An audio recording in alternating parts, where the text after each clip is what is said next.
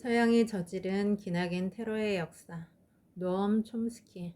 세계의 양심으로 불리는 미국의 언어학자, 철학자, 실천적 정치 평론가. 안드레 불책. 지구촌 분쟁 지역을 빠짐없이 넘나들며 목숨을 걸고 취재 보도하는 저널리스트이자 소설가. 아프리카 동부, 인도네시아, 일본 등지에서 생활하고 있다.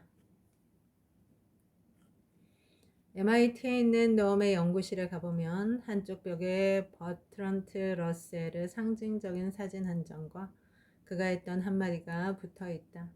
단순하면서도 압도적으로 강력한 세 가지 열정이 나의 삶을 다스려 왔다. 사랑을 향한 갈망, 지식의 탐구, 그리고 인류의 고통에 대한 참을 수 없는 연민. 어떤 이유에서인지는 모르지만 나는 이 말을 기억할 때마다 왠지 그게 노엄이 했던 말처럼 느껴진다. 아마도 그가 마치 그 말이 자기 자신의 인생 철학을 대변하는 것처럼 행동하기 때문이 아닐까? 우리 좀 걸을까요? 여러 해 전 우리가 처음으로 뉴욕에서 직접 얼굴을 맞대고 만났을 때 노엄은 그렇게 말했다. 그러고는 나를 놀렸다. 내가 커피 한 잔 대접할게. 나는 돈 많은 미국 사람이잖아요. 그러니까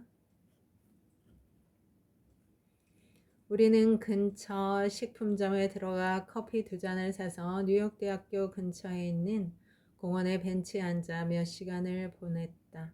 우린 이야기를 나누고 각자의 메모를 주고받았으며 세상사를 논했다. 물론 나는 그때 미국 시민권을 얻어놓은 상태였지만 우리들의 이 작은 게임에서 노엄은 정말로 돈 많은 미국 사람이었다. 처음으로 그와 함께했던 시간을 보내면서 나는 그의 친절과 동지애 혹은 연대감을 깊이 느꼈다. 그와의 나이 차이란 게 아예 없는 것처럼 같은 시대를 사는 가장 위대한 사상가를 만나는 게 아니라 마치 오랜 친구를 다시 만나는 것처럼 나는 아주 편안했다. 마누라는 말이야 위대한 언어학자 겸 교수가 되지 않고서는 뾰족한 대안이 없었지. 알잖아. 누군가는 식구들을 먹여 살려야 하는데 나는 만날 감옥에 들어가 있었으니까. 사람들은 죽어나가고 있었다. 자유와 민주주의라는 미명 아래 도륙을 당하고 있었다. 너무나도 많은 참상과 박살난 생명들과 도저히 형언할 수 없으리만치 참담하고 고통스러운 사건들을 나는 목격하고 있었다. 그런 것들에 대해 글도 쓰고 영화도 만들고 사진도 찍었다. 나는 그것이 내가 해야 할 과제임을 느끼고 있었다. 소위 한계지라는 것을 인식하고 이해하며 그런 곳에서 건져낸 증언들을 제시하기 위해서 말이다. 우리가 살고 있는 이 시대의 그런 이야기는 너무 희귀하지 않은가? 세계 전역에서 수많은 인간들의 고통을 야기하는 사건들의 대다수는 탐욕의 결과였으며 지배하고 통제하고자 하는 욕망과 깊은 연관이 있었다. 그리고 이는 거의 전적으로 대륙과 거기서 대서양의 반대편으로 건너갔던 그들의 강력하고도 무자비한 후손들이 저지른 짓이었다. 그들의 명분이야 얼마든지 다양한 이름을 달고 나타날 수 있지만 식민주의, 신식민주의, 제국주의, 기업의 탐욕, 이름이 무슨 상관이겠는가. 그것이 몰고 오는 것은 오로지 고통뿐인 것을 나는 촘스키가 하는 일에 대해서 매우 깊은 존경과 경애의 마음을 느끼고 있었지만 결코 그를 따라다니고 싶지는 않았다. 그보다는 그의 노력을 보충해주고 싶었다. 그가 지식인들의 전선, 사회운동가들의 전선에서 분주한 사이 나는 전쟁 지역으로부터, 즉 범죄 현장으로부터 증거를 수집하기 위해 땀을 흘렸다. 입에서 흘러나온 증거와 눈으로 볼 수 있는 증거 모두를 말이다. 누구든 촘스키가 해오고 있던 일을 그보다 더 훌륭하게 해낼 수는 없었고 그보다 더 효율적이 되기도 거의 불가능이었다. 지구의 구석구석에서 헤아릴 수 없이 많은 잔혹한 분쟁과 침략과 전쟁을 목격하고 분석해온 결과 나는 그 모든 비극의 거의 전부가 서구 지정학적 혹은 경제적 이해관계 때문에 촉발되었고 조종되고 있다는 확신을 갖게 되었다. 조지 오웰은 유럽, 미국 및 선택받은 극소수의 아시아 국가 밖에서 살고 있는 사람들을 일컬어 비인간이라고 묘사했는데 노엄 역시 이 표현을 즐겨 사용한다. 수억 명의 이 비인간들이야말로 사실 인류의 다수라는 사실이 유리구슬처럼 뚜렷해진다. 제가 계산해 본 결과 제2차 세계대전 직후 약 5,500만 명이 서구의 제국주의로 인하여 목숨을 잃었습니다. 간접적으로 사륙을 당한 사람들도 수억에 이르렀다. 그리고 우리의 토론의 말미에 촘스키는 이렇게 선언했다. 우리는 언제나 선택할 수 있다. 우리의 상황에 대해서 무언가를 행하든지 아니면 아무것도 하지 않든지. 몇 안 되는 유럽 국가, 그리고 주로 유럽의 혈통을 지닌 시민들이 통치하는 국가들은 대다수 인류의 이익을 거스르면서 서양의 이익을, 소중한 인간들의 이익을 증진시켜 왔지요. 수백만 인류의 사륙이 그냥 받아들여졌고 불가피한 일 혹은 정당화될 수 있는 일로 치부되었고요. 그런데 서구 민중의 대다수는 소름이 끼칠 정도로 이러한 사실을 잘 모르고 있는 것 같습니다. 그런 걸 두고 조지 오웰이 썼던 용어가 있다. 비인간이란 뜻의 unpeople이다. 세상은 크게 둘로 나뉘어진다.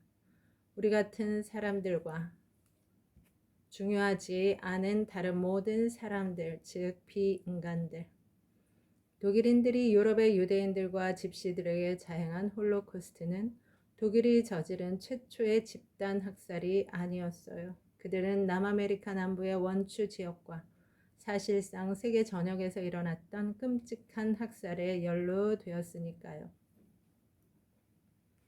심지어 제2차 세계대전 중에 홀로코스트만 해도 집시들은 거의 유대인들이나 마찬가지 취급을 받았다. 하지만 그 사실도 역시 제대로 언급조차 안 된다. 그리고 오늘날 벌어지고 있는 집시에 대한 박해도 전반적으로 인식되지 못하고 있다.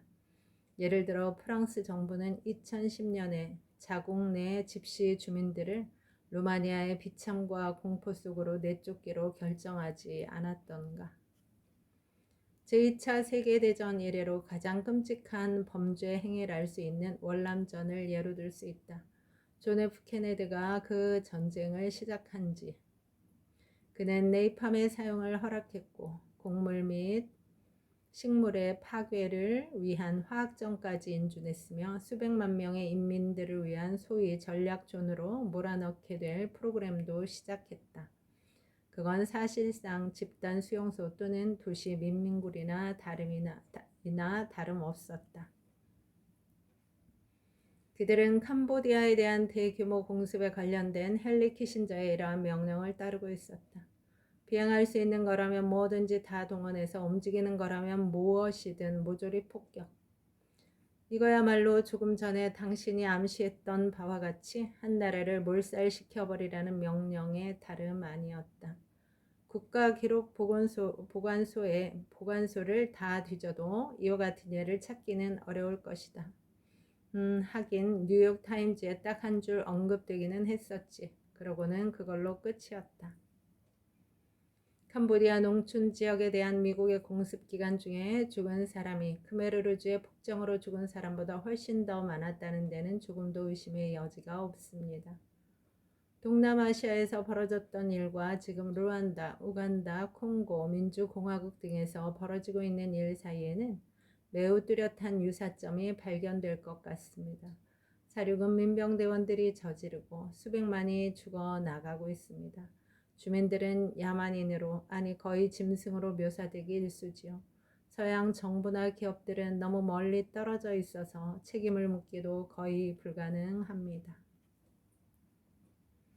이봐요. 르완다에서 약 80만 명이 죽어나갔습니다. 그들도 인간인지라 저는 그들에게 연민의 정을 느낍니다만 온 세상은 1994년 대학살을 지금도 이야기하고 있습니다. 콩고의 경우 목숨을 잃은 사람은 6만에서 600만에서 800만 명이나 됩니다. 벨기에 사람들은 당시 자국의 인구보다도 훨씬 더 많은 사람들을 아프리카에서 살해했던 것입니다. 식민지화된 민족들이 자신이 겪고 있는 억압을 그냥 받아들이거나 심지어는 명예롭게까지 생각한다는 것은 참으로 흥미로운 사실이라 하겠다.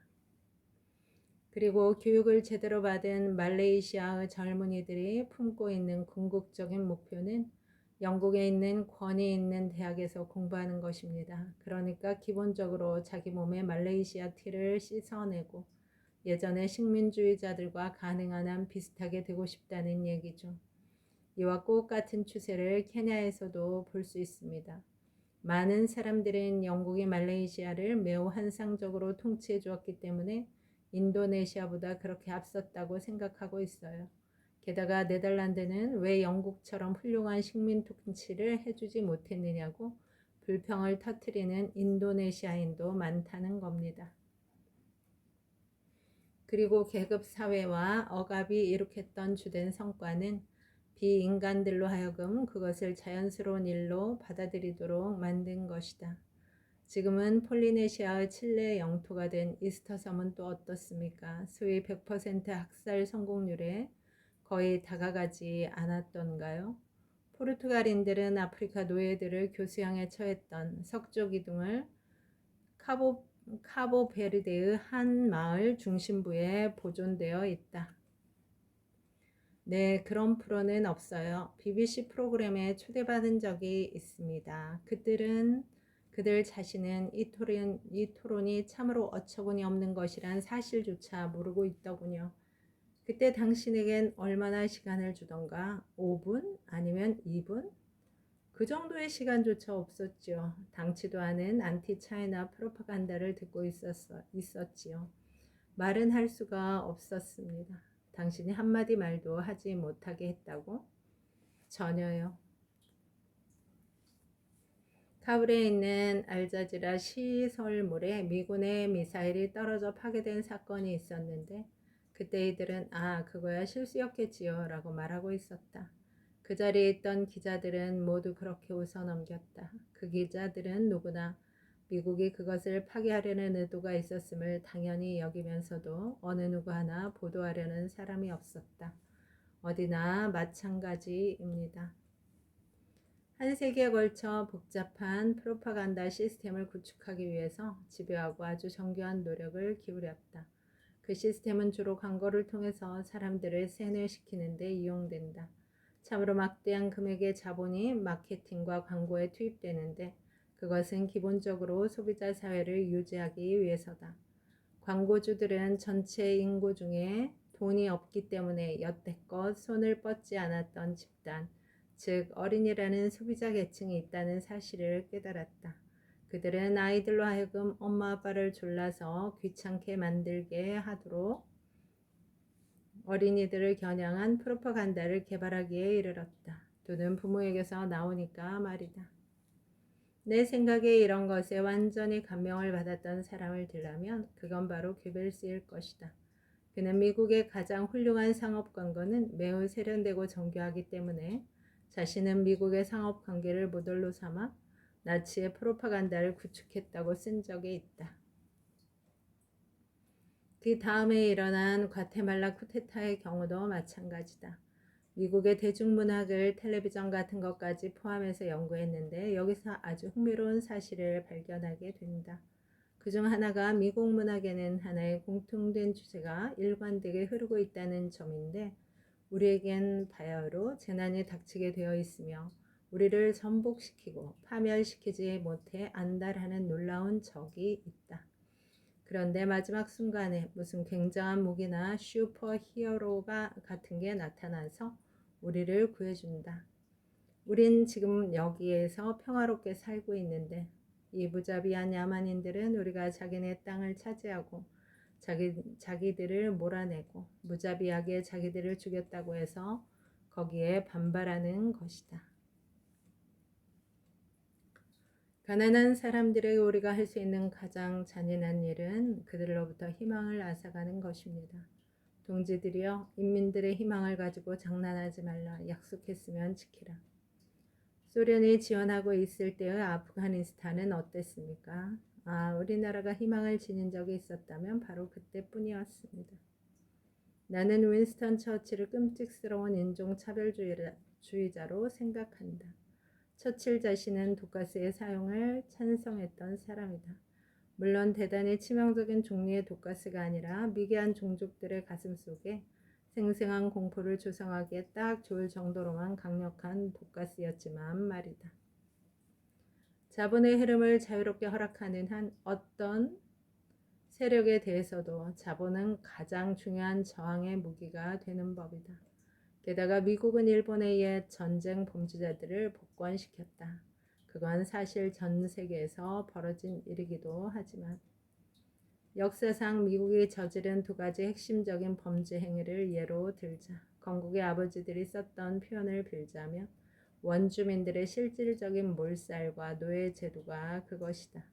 야만적인 식민주의자들이 부녀자며 아이들을 모조리 죽여버렸던 피쿼트 인디언 학살 사건 같은 것은 도대체 어떤 식으로 다룰 셈이지? 춤스키, 은밀한 그러나 잔혹한. 여러분, 오늘도 좋은 날입니다. 오늘 하루 잘 살아내느라 수고 많았습니다. 힘내세요. 다음에 또 만나요. 감사합니다.